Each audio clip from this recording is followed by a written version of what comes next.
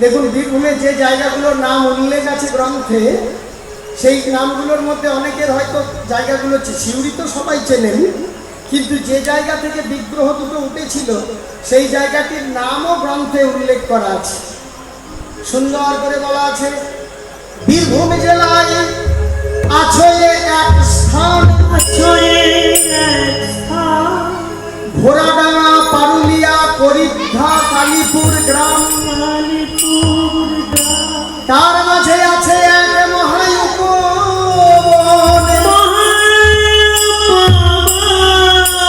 সেখাই ঘটিল এক আশ্চর্য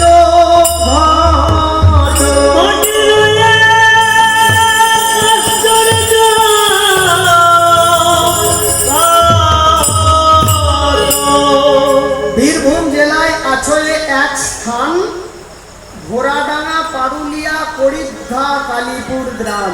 কিন্তু এই গ্রামের নামগুলো শোনা আছে বলে মনে হচ্ছে আপনাদের? করিদ্ধা, কালীপুর সিউড়ি টু বক্রেশ্বর রাস্তার উপরে পড়ছে বলো। আচ্ছা, সিউড়ি টু বক্রেশ্বর রাস্তার উপরে পড়ছে। চৈত্র মাসে একটা বড় মেলা হয় একটা জায়গায়, মনে হয় নাম শুনে থাকবেন, পাথর চাপড়ি বলে একটা জায়গায় খুব বড় একটা মেলাও হয়।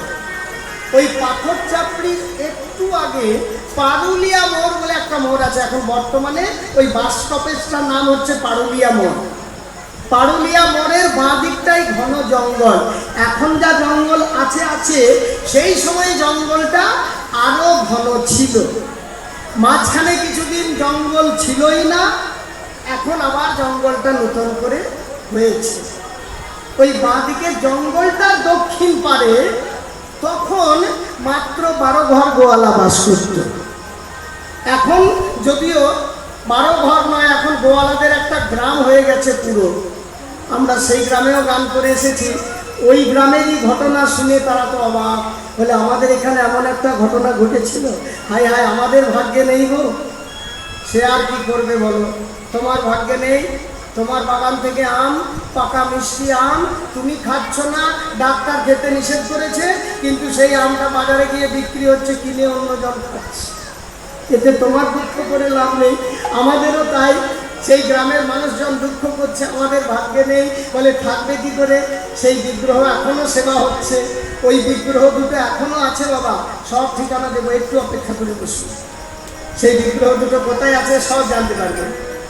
তা সেই 12 জন গোয়ালা বাস করত, সেই জায়গাটি এখন একটা গ্রাম হয়ে গেছে। গ্রামটির নাম হয়েছে বটগাছিয়া। ওই গ্রামেরই ঘটনা। 12 ঘর গোয়ালা ছিল, তারা প্রত্যেক দিন গরু চড়াতে যেত, তাদের কাজ ওইটাই, পশুপালন করত। তার থেকে যেটা দুধ হতো, তখন সিউড়িতে একটু বেশি লোকজন বাস করত। আজ থেকে 450 বছর আগেকার কথা। সিউড়ি নামটা আজকের নাম নয় বাবা। গৌড়ীয় বৈষ্ণব জীবনী বলে গ্রন্থটা খুঁজে দেখবেন, গৌড়ীয় বৈষ্ণব জীবনী বলে একটা গ্রন্থ পাওয়া যায়। ওই গ্রন্থর 45 নম্বর পাতায় খুঁজে দেখবেন পিসিমা গোস্বামিনীর জীবন কাহিনী। ওখানে সিউড়ি, করিদ্ধা, কালীপুর এই গ্রামগুলোর নাম সব লেখা আছে। আজ থেকে 450 বছর আগেকার ঘটনা। তা গোয়ালারা প্রত্যেক দিন গরু চড়াতে যায়, তার থেকে যে দুধ হয় সেটা দিয়ে কোনো রকম জীবন জীবিকা নির্বাহ করে। তা ওই 12 জন গোয়ালার মধ্যে একজন গোয়ালা, যার নাম হচ্ছে খেপা গোয়ালা, ওই 11 জন ওকে একটু তাকে একটু মান্যতা দিত, মানে তাকে একটু মানত। আগেকার দিনে একটা প্রধান বলে ব্যাপার ছিল। ওই 12 জনের মধ্যে খেপা গোয়ালাই ছিল গোয়ালাদের মধ্যে প্রধান। তা হঠাৎ খেপা গোয়ালা লক্ষ্য করে দেখছে যে তার কালো রঙের একটা গাভী প্রত্যেক দিন একটা ঢিপির উপর যায় আর আপনা আপনি তার মাঠ থেকে দুধ ঝরে ঝরে পড়ে। একদিন দেখলো, 2 দিন দেখলো, 4 দিন দেখলো, 6 দিন দেখলো। দেখতে দেখতে খেপা গোয়ালার মনে সন্দেহ হয়েছে যে আমার গরুটা প্রত্যেক দিন ওই ঢিপির উপর যায় আর আপনা আপনি বাঁধ থেকে দুধ ঝরে পড়ে, দেখতে হবে নিশ্চয়ই কোনো রহস্য আছে। একদিন গরুগুলো ঘরে বেঁধে দিয়ে খেপা গোয়ালা বলছে, এই প্রফুল্ল, সব গোয়ালাদের নাম, এই গোপা, এই গোড়া, চলাকে গরুগুলো বেঁধে দিয়ে চল আজকে আমরা সবাই মিলে যাই, ওখানে একটা কাজ আছে। তবে এক কাজ করো, ওই কোদাল ফাওড়াগুলো একটু সঙ্গে নিবি, একটু মাটি কুড়তে হবে। একটা ডিবি আছে, একটু কুড়ে দেখবো কিছু আছে কিনা। তাই কি করেছে দেখো, ওই মাটি কোড়ার যন্ত্রপাতি সবে গরুগুলো ঘরে বেঁধে দিয়ে মাটি কোড়ার যন্ত্রপাতি নিয়ে ওই গোয়ালার দল নাচিতে নাচিতে তারা বনেতে চলিল গো, চলে যা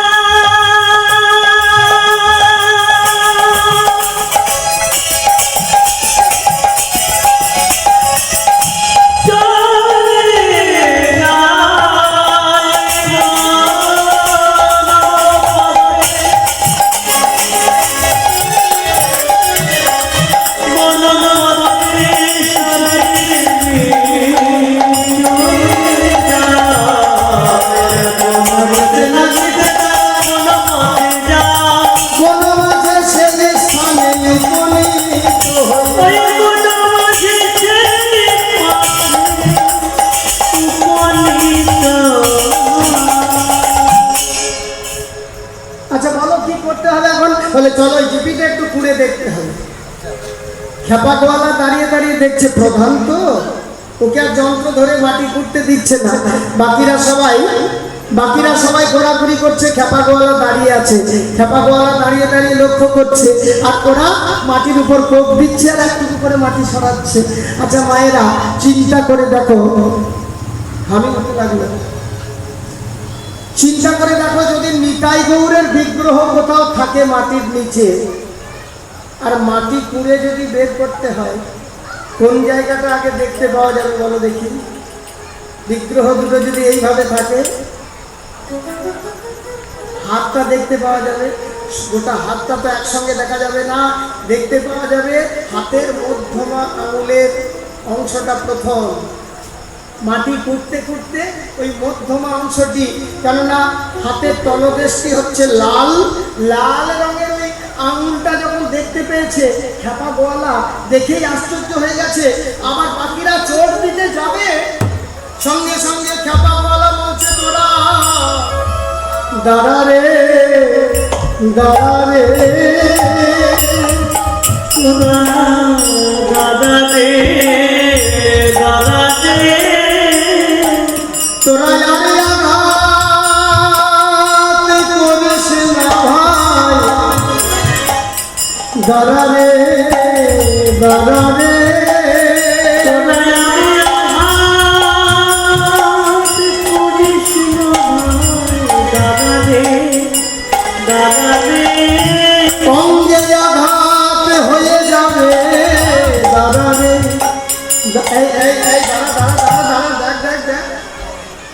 আঙুলের ডগাটি দেখতে পেয়েছি। বাকি গোয়ালারা বলছে, তাহলে কি করে উদ্ধার করবি? তাহলে কি করে আর উদ্ধার করবি? একটু বেশি জায়গা জুড়ে মাটি, অনেকটা দূর থেকে মাটিটা খুঁড়তে হবে, তবে উদ্ধার হয়। অনেকটা জায়গা জুড়ে গর্ত খুঁড়ে মাটির নিচে থেকে দেখতে পেল দুটি বিগ্রহ। নিতাই গৌরের বিগ্রহ পাইল,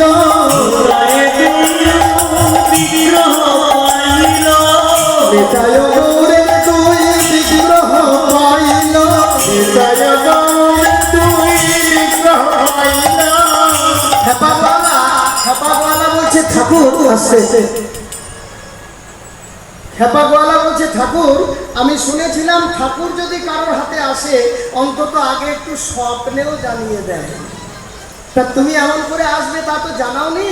এখন তোমার সারা গায়ে মাটি লেগে আছে, কি করে মাটি মাখা তোমাকে দেখতে পারি বলো? যদি স্বপ্নে জানতাম একটা নতুন কাপড় নিয়ে এসে তোমাকে একটু মুঠিয়ে পিছিয়ে নিয়ে যেতে পারতাম। এখন স্বপ্নে যখন জানাওনি, কি আর করবো? আমার নিজের ব্যবহার করা গামছা, একেই বলে বিশুদ্ধ ভক্তি প্রেম। নিজের কোমরে একটা গামছা বাঁধা ছিল বাবা, গামছাটা খুলে নিয়ে বলছে, ঠাকুর তোমার সারা গায়ে মাটি মাখানো কি দেখতে পারি? এটা দিয়েই বরং পরিষ্কার করে দিই। সারাই অঙ্গ পরিষ্কার করছে। বৈষ্ণব পদকবি এক পাশে দাঁড়িয়ে দাঁড়িয়ে বলছে যেন, ওগো খেপা গোয়ালা, তুমি সর্বঙ্গ মুছিয়ে দাও। আমি এক পাশে দাঁড়িয়ে আছি, বলি চরণ দুটো রেখো বাকি, চরণ দুটো রেখো নিতাই গৌর রেখো বাকি, চরণ দুটো রেখো বাকি, চরণ দুটো রেখো বাকি। আমার দুটি নয়নে জলে ধোয়াইব, চরণ দুটি রেখো বাকি, দুটি নয়নে জলে ধোয়াইব। বড় আশা করে বসে আছি নয়ন জলে ধোয়াইব, বড় আশা করে বসে আছি নয়ন জলে ধোয়াইব, চরণ দুটি রেখো বাকি। সর্বঙ্গ মুছিয়ে দিয়ে চরণ দুটি যখন যত্ন করে মোছাচ্ছে খ্যাপা গলা, নিতাই গৌরের দুই বিগ্রহ পাইল, চরণে তলে মুরারি গুপ্তের নাম লেখা ছিল, মুরারি গুপ্তের নাম লেখা ছিল। মুরারি গুপ্ত মুছতে মুছতে দেখছে দুটো বিগ্রহের পদমূলে লেখা রয়েছে মুরারি গুপ্ত। এই মুরারি গুপ্ত অন্য কেউ নয় বাবা, মহাপ্রভু যখন লীলা করতে নবদ্বীপে এসেছিলেন, নিত্য কীর্তন করতে করতে কোনো দিন যদি প্রভু বলতেন আমার একটু পায়ে ব্যথা করছে, মুরারি গুপ্ত সঙ্গে সঙ্গে সেই প্রভুর চরণ দুটি নিয়ে সেবা করতেন। প্রভু তুমি কীর্তন করে কষ্ট পেয়েছো, আমি তোমার সেবা করে তোমাকে আনন্দ দেব। এই হচ্ছে সেই মুরারি গুপ্ত। আর এই মুরারি গুপ্ত অন্য কেউ নয় বাবা। আমরা কিছুক্ষণ আগে বলছিলাম ভগবান কোথায় আছে, কালো বলেছি কোথায় আছে গো, দেখতে পেয়েছি কেউ? বলে আমরা কি করে দেখবো, কি দরজা জানলা আছে খুলে দেখবো? আচ্ছা, যারা বড় বড় অপারেশন করে, হার্ট স্পেশালিস্ট